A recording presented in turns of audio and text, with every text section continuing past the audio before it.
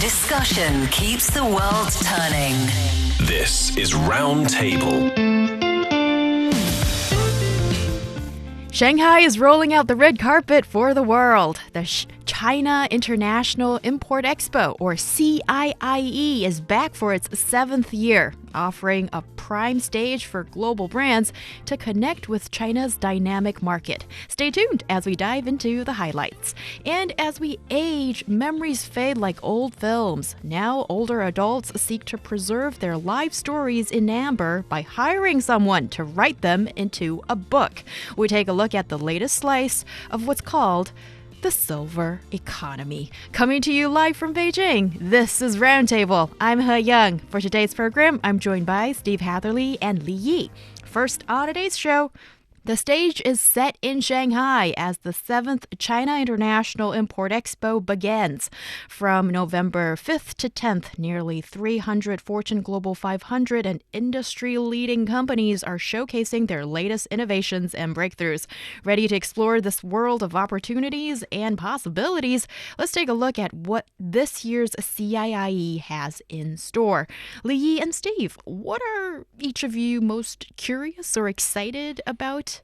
Well, actually, I visited the very first CIIE in 2018, and I was super amazed by the scale of this exhibition. And you see a lot of, foreign international brands. They are releasing their very high-tech and cutting-edge technologies there. And I was quite amazed by one German manufacturing company. They were releasing a set of robotic arms, which can help manufacture cars. That was not something new back then, but people were still pretty excited about it. So I'm really curious about how this kind of new technology is being involved in the recent years, because it's 2024 with AI, with everything new. I'm really curious to see those new exhibitions. Yeah, we talk about technology all the time on the show, but to be there and to be able to see it put into practice and see what's coming next, how will AI be incorporated into the products that we will be using coming up in the next few years, I'm excited about that as well. And I always pay attention to the cars. I'm not really a car expert per se. I don't really know about engines and things like that, but I do like to look at them. I do like to drive them, and I love to know what's going on in the interiors too. Yes, and instead of getting all the information from us, let's bring in our eyes and ears on the floor of CIIE. Just before our broadcast, I caught up with our reporter Yu Shan at CIIE for a quick chat, and here is our conversation. Yu Shan, give us a sense of the vibe and what's happening at the CIIE this year. Hello, Heyang. It's so nice to hear a familiar voice. So the most heated area here in the CIIE should be the media center where I'm sitting at right now, where all the journalists from all over the world, from all different media is joining. But as I was walking around in the exhibiting area, I noticed that many of the exhibitors have not yet joining in their booth. But in the same time, I see a lot of beautiful booths already lit up, already, ready for taking in guests. And there are tables for them to contact with potential buyers, to come up with some potential deals to come true in the future. So everybody is getting prepared to welcome the participants from all four corners of the world to join the CIIE and to grab a taste of it. People here are very excited about it, especially there are very young volunteers around me right now, and they all look like they're just college students or trying to provide their services to this national event. So yeah, things are pretty fast-paced here right now. Oh, it sounds like there's an exciting atmosphere at CIIE, and certainly the horses are in the stables and then we're ready for action.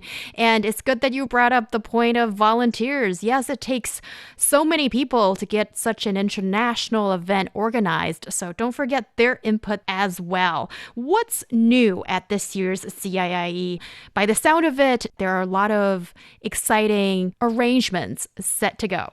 Oh, and on the data side, the way I see it is that there are more global enterprises joining this year. So the 7th CIIE has attracted participants from around 152 countries and regions, and also international organizations. And well, so far, my record tells me that it has achieved a new high record with 297 Fortune Global 500 companies and industry leaders setting to attend it this year. So I would say that it's becoming more globally impacted. And also this year, I noticed that a lot of the brands, they're trying to focus their products on the goal of sustainability and also some zero carbon products. For example, one of my interviewee is actually about to release their Asian first carbon neutral milk product. So this is a dairy company, and they're going to produce this boxed milk product that's supposed to be in zero carbon from its production to the release and to the, say, the transportation of the product to the selling point. So in the future, maybe consumers can drink, say, quote unquote, green milk, or at least green produced milk in a way. For a lot of the enterprises this year, they're trying to make their product more carbon neutral. And in the meantime, they're trying to build their booth in a very green and sustainable way. As I heard that the materials they're using to build the booth are actually, a lot of them are recyclable after the closure of this event. So yeah, I would definitely say this is a lot of the new trend among the enterprises this year, and it's definitely the goal of the CIIE. Yeah, many exhibitors are highlighting eco-friendly products and practices. It's reflecting a global shift towards sustainability, and this is a reoccurring and evergreen focus, it feels, in CIIE in recent years. Sustainability is definitely an area where we can see new technology and new ideas are reflected. And you mentioned zero carbon milk. That's such an interesting idea. For a lot of us, we take for granted, we don't really think about the carbon that goes into making everything around us, including milk. So yeah, that's definitely one interesting example. Companies aren't just talking the talk, they're walking the walk. And it seems like some companies these days have really integrated sustainability in unexpected ways into their business operation. Yushen, could you tell us more about that? Oh, yeah. Sustainable development is one of the important themes of the CIIE this year. And I was just walking in the supply chain exhibition just now, and I was talking to the exhibitor from DHL, the logistic company. And according to them, they are about to host like a mini roundtable of their own, inviting two of their clients to the booth here at the CIIE, so that they're going to showcase to all the audiences about how DHL is helping their clients to achieve their goals to maintain this whole sustainable logistic process. Because DHL, they have their own sustainable services provided to various clients. And some of the clients share this goal, and they're trying to make their full logistics and also the full production and transportation process in a sustainable way. So these companies such as DHL, they're trying to make this happen for other clients. That's something new that I noticed among the exhibitors this year. So they're trying to provide a full service extended to each of the processes. And how does the CIIE impact the global market landscape, with China being the host? And what role does the CIIE play in helping companies enter the Chinese market? So yeah, that's a very nice question, Heyang. I was just reading from some reports from other medias and with other exhibitors. Some of them deeply agree with China hosting the CIIE, especially now that it's the 7th time. And this national level exhibition is a big platform that for them, especially the foreign founded enterprises, to have this time, to have this chance to sit down with the Chinese buyers and also to be presented with this convenience and assurance for this two-way communication between them and also the bigger Chinese market as well. We say that the CIIE is it's an import fair, and the import has always been a major goal for China as well. So China is the second largest economy, as well as the second largest importer and consumer in the world. And when the CIIE was first hosted, it introduced that China is expecting to import products and services valuing more than 10 trillion US dollars, which provides a historic opportunity for enterprises across the world to enter the huge market of China. So I would say that the CIIE is like a big market or a big international fair that attracts exhibitors, or rather the brands and companies from all around the world, to sit down, to be here and to showcase their services and products to the Chinese market. And also we see that the CIIE is held in Shanghai. As you probably know, Shanghai enjoys favorable location advantage with great economic strength and also well-developed service industries and the ability to allocate resources. So we see that being hosted here in Shanghai, the CIIE has already demonstrated China's strong commitment to just supporting economic globalization through building such an event that's joined not just by us, but also it's a bigger chorus of all different nations around the world. So yeah, I guess that's the main purpose of the China International Import Expo. It certainly provides a unique environment for companies to connect with potential partners, distributors, and customers in China. And yeah, CIIE highlights China's commitment to opening its market to the world and reinforcing its role as a major player in global trade. Thank you, Yushan, for speaking with me, and we look forward to receiving more audio and video clips from you and get the latest action on the ground in Shanghai from you. Thank you, Heyang. Yeah, we'll see you soon. Yeah, well, that's me talking with Yushan, and you can hear the excitement in her voice. And we've been covering CIIE every year, and it's really also, I keep on using this word exciting, but it really does describe how I feel about it, to see how the event grows and its reach expand, and more people, more companies and brands getting involved into the Chinese market. Yeah, and it's and it is an exciting event because it's huge. It's absolutely huge. 420,000 square meters and so many participants in the expo. It's really almost unbelievable. You have to see video footage of the size of this space to understand that if you were to be there, you couldn't cover everything in a day, I don't even think. You'd have to be there for multiple days. So it is a very exciting event. I love that she mentioned that the booths are made out of recyclable materials. That's a really cool thing that they're doing this year. Green milk, we can look for, maybe marketing, maybe focus group that term. But sustainable milk is something, we didn't think about before. Important to clients, she mentioned as well, the fact that sustainability is something that companies aren't just trying to achieve, but it's important to clients too, which therefore makes it important to companies.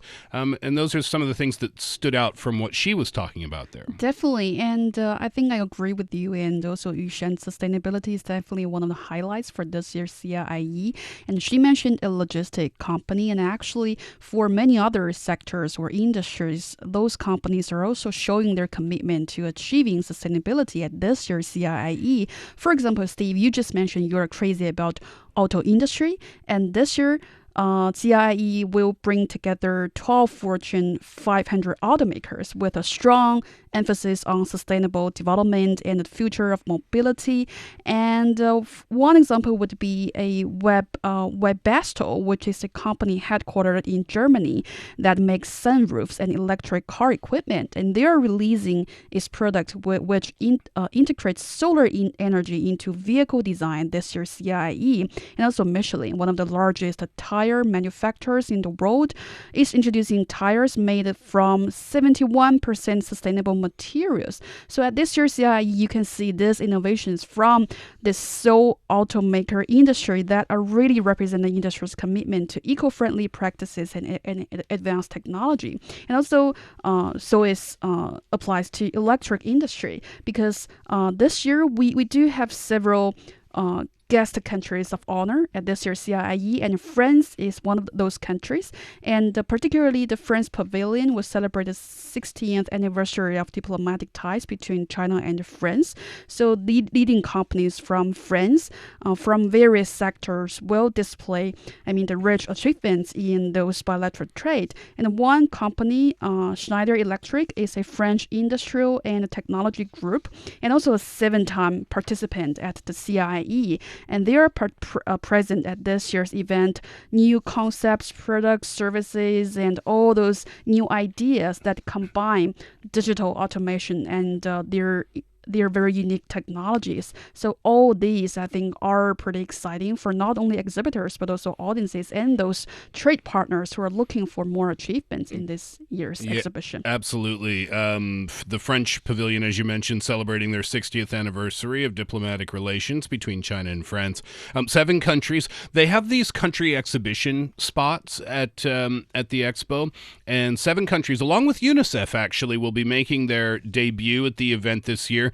Madagascar, for example, Norway, Slovakia, those are other examples. I thought this was notable as well. The Laos Pavilion will highlight the China-Laos Railway as its central theme, illustrating how the railway facilitates the entry of Laos specialty products into the Chinese market too. So definitely worth checking out it's all worth checking out, but the country exhibition area, I think, is a really interesting spot. Yes, and the central theme is also interesting when you see, this is what they want to highlight, And also it's important to have these smooth transportation lines available, such as, the railway between China and along the way Laos as such, and then all these goods can be transported back and forth. And also, right before we started the show, Steve and I, we were talking more like exchanging our reviews of a mega fruit.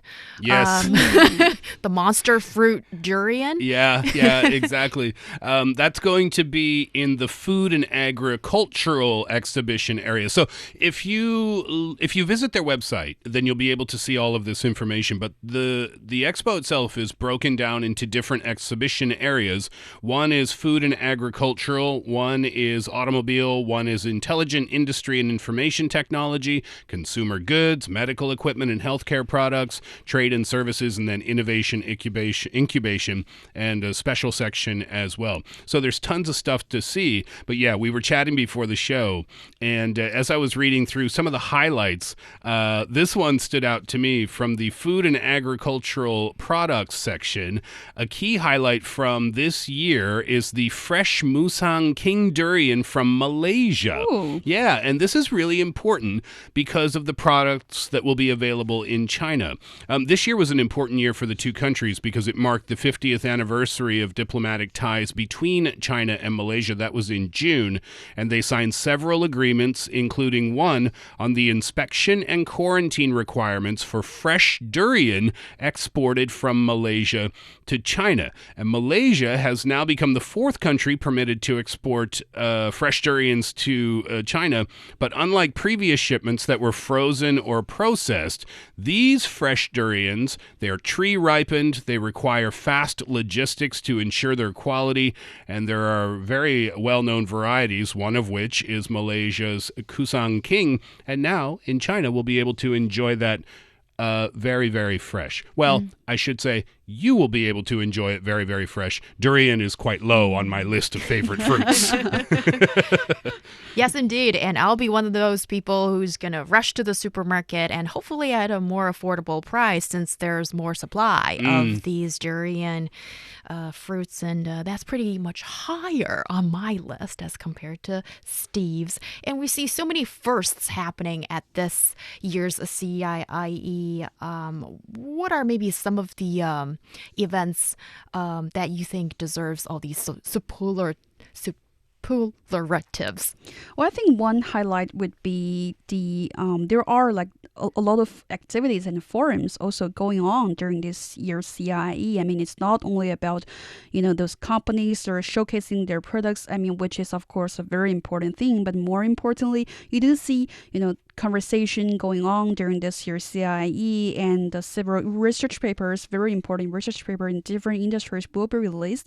And as you said, there are many firsts. For example, the Enterprise Exhibition Innovation Incubation Zone really focuses for the first time on the 4 major sectors, including digital economy, green and low carbon, life sciences, and manufacturing technology. And also for the first time, technology innovation themed events such as the Global Finals of University Entrepreneurship, World Cup, and also the Hongqiao Sub-Forum on globalization and youth development, sharing a better future, are held to help create an open innovation ecosystem. In the meantime, a number of exhibits representing the development of new quality product forces are launched for the very first time.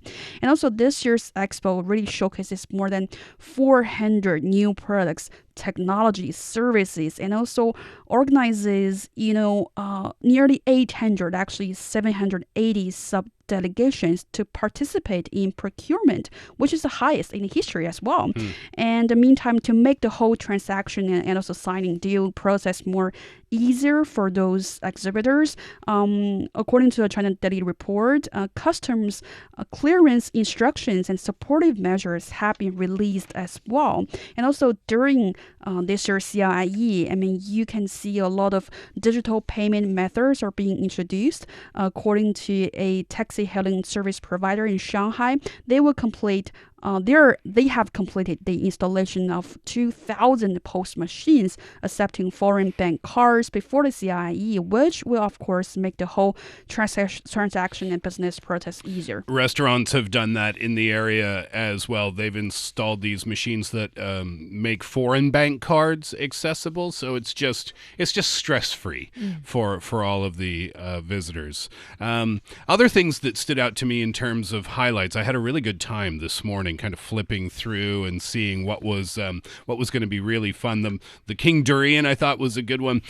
There was also a product that stood out to me from a company that develops and produces innovative prosthetic and orthotic solutions for people who have mobility challenges, and they're making talking about first, they're making their debut in the health and elderly care zone, which is another zone that is available there, and they're going to be launching prosthetic feet designed to help users realize more strenuous exercises with less effort. So we can see from the examples that we've been giving so far that it really is almost everything under the sun, and it's the best of the best that's going to be available for different service industries in the coming years.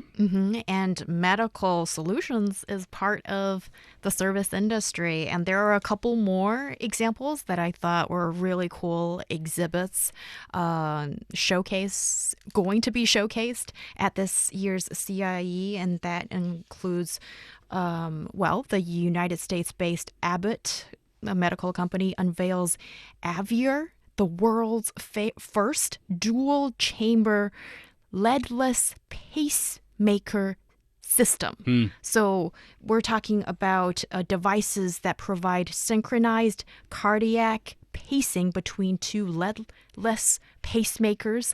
And I don't understand the technology, but I think the function of this very high-tech device is really a promising invention, and it's really interesting to see what happens in making it more available for the people in need. And also during the CIIE, the company also launches Freestyle Liber 2 system. It's a sensor-based system that provides real-time glucose readings to a smartphone without the need of finger pricks for diabetes patients. Oh, wow. And that's really interesting too. And also we're seeing other companies providing new innovations that might not have already hit the market yet. So yeah, these are some really cool things. That's the stuff from the medical side of things, but sports is represented too. Li Yi, can I interest you in an AI-powered ping pong coaching robot? Oh, maybe I'm interested in that. Tell me more about that. It's a very sophisticated sports robot. It's AI-driven, and it's designed to improve players' ping pong skills or table tennis skills through interactive training. I saw the picture of it, and it's not a small thing that you can keep in your living room. This would be something you'd have to keep in your garage or in an industrial-sized warehouse. This thing is pretty big, but it's a robot on one side, not the robot that we typically think of, like a standing human-looking robot. It's more of a machine-looking thing, but it's holding a ping pong paddle, and you're on the other side, and it helps to train you through AI, which I thought was pretty cool. That is very cool. So now you don't need to find a partner to play with. Absolutely not. Yeah, you can do it by yourself now. And definitely, I think AI is another highlight during this year's CIIE. I mean, it's everywhere in every industry. And as I said, Schneider Electric will collaborate with Tsinghua University and Shanghai Jiaotong University and IBM to release new research reports. Will cover insights into the overall trend of not only carbon neutrality, but also AI technology and energy transformation. Oh, yeah, the CIIE's role in the global market and its gateway role for companies into China cannot be overestimated. And it's a vital platform for fostering international trade and global collaboration.